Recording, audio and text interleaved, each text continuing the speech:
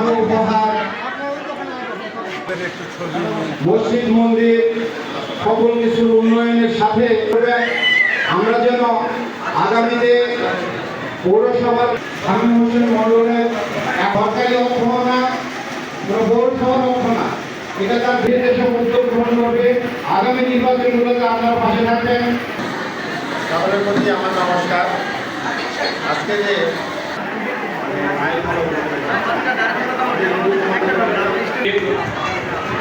বক্তব্য রাখবেন উপস্থিত বিভিন্ন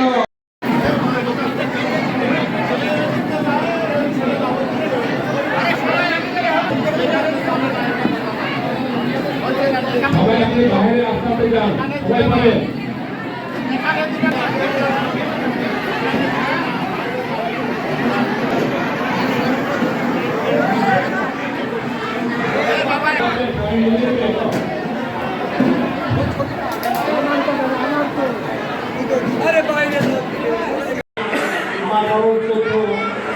সম্মানিত আব্দুল ফুটু ভাই, থানা বিএনপির সাবেক সভাপতি,